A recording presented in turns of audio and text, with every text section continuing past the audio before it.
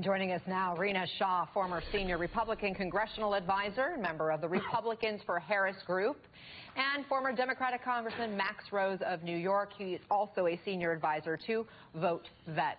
So, Congressman, we played that clip of Donald Trump once again talking about Kamala Harris's intelligence. Why do you make of the fact that he keeps on going there instead of focusing more on policy and the issues? Because he's a mean person who can't control himself. Now, what's so crazy about this moment is the MAGA movement, formerly known as the Republican Party, is really an umbrella of sycophants to Donald Trump. And even those folks are coming out and saying to him, dude, what the hell are you doing? You're throwing this thing away. But, you know, Donald Trump, if Donald Trump weren't so unhinged and so crazy, he wouldn't have catalyzed the movement that led to January 6th. He wouldn't have done all those divisive, horrible things like Lafayette Square. Let's not think that this is just to be viewed within a microcosm.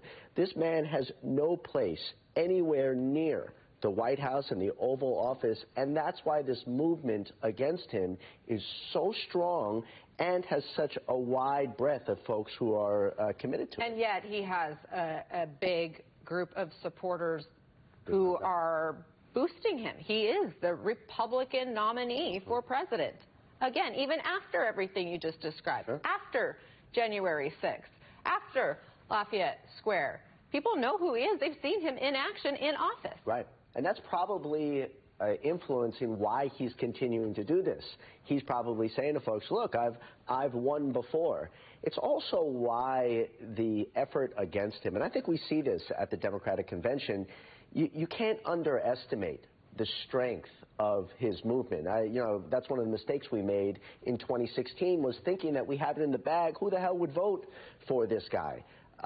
Whereas what we're doing now, and again, you see this at the convention, we are taking the movement seriously, building up a movement of our own to counteract it, but at the same time not becoming obsessed with his craziness, not becoming obsessed with how unhinged he actually is, because that, of course, will allow us to focus on our own policies, the incredible achievements of the Biden administration, and also the need for doubling down in the future. And Rita, I mean, we're learning that there are more Republicans, actually, that are going to be speaking at the DNC. Former Congressman Adam Kinzinger is expected to speak on Thursday. NBC reporting exclusively that former Trump official Stephanie Grisham will also speak at the convention. She says in a statement, quote, while I don't agree with Vice President Harris on everything, I am proud to be supporting her because I know she will defend our freedoms and represent our nation with honesty and integrity.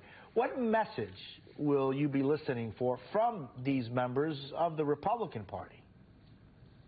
Well, the message has to be, this is how we defeat Trumpism. There's no perfect candidate out there for Republicans that you can get behind and say, policy-wise, I'm even feeling pretty good about this ticket. The vast majority of Republicans are not going to like some of what the Harris-Walz campaign is saying this week, and that's just fact. But what they understand, the Republicans like me who come out and put our voices and support behind Harris and Walz, what we understand is that this is our last best chance to defeat Trumpism, to extinguish its flame within our party. We have to get rid of him once and for all. We thought last fall was our opportunity. It was obvious. He is now the Republican Party's candidate by default. And I don't use those words by accident. I say by default because the party has decided, the most extreme supporters of the party, the ones who come out in primaries, have decided that nobody else can fix the problems that America has, except for Donald Trump. So the same messaging he came out with in 2016 has permeated down to the core of the party, and it becomes very hard to push back on that when you want to appeal to their hearts and minds to say, pick somebody better, pick somebody that is actually speaking to your problems of today. I'll tell you this right now. I don't know much of what's going through Donald Trump's mind except for one thing. He's regretting his vice presidential pick, because since then, it's been a disaster for him. He's had to go out and work for this, and he didn't want to work in August. He wanted to start to really campaign in September. So right now there's this window of opportunity to go seize the day, to go get those independents and Republicans, and Harris can do that by doing exactly what she did the night she debuted Walz as her running mate. And I still remember those those words, and they were very, very poignant to me. And I think to vast majority of Americans, she basically said, and I'm paraphrasing, that she wanted to help American families build wealth. That was the messaging I used to hear from Paul Ryan and all his contemporaries. We are gone. We are so far gone from that moment of republicanism that when I heard Harris say it, I felt some kind of way. And that's the kind of talk that needs to continue to be able to bring those independents in fully under the Harris Walls tent. I know you consider yourself a Republican and you're part of this group, Republicans for Harris, but you're a different party right now. According to a recent CNBC survey, 80% of Republicans are satisfied with Donald Trump as their nominee. So even if we see some Republicans speak at the DNC, you have this group that is carved out, that's out there and representing your voice out there. Do you think that there are enough disaffected Republicans to make an impact in November?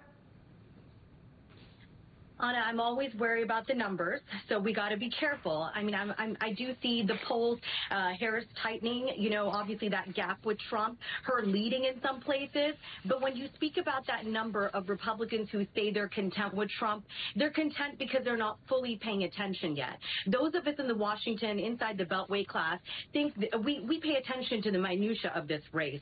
The vast majority of Americans are not.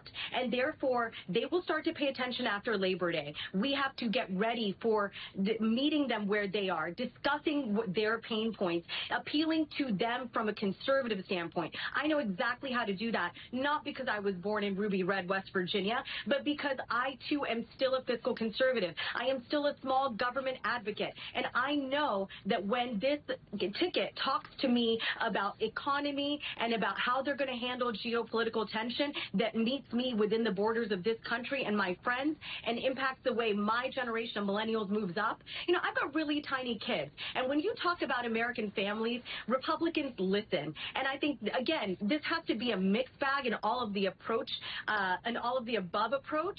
But it is possible because they are out there. They are just not tuned in yet, is my point. Rina Shah, by the way, those little tiny kids get really big like this. I know. Really amazing. We all know. Rina, thank you very much, former Congressman Max Rose. Thank you for being with us this morning.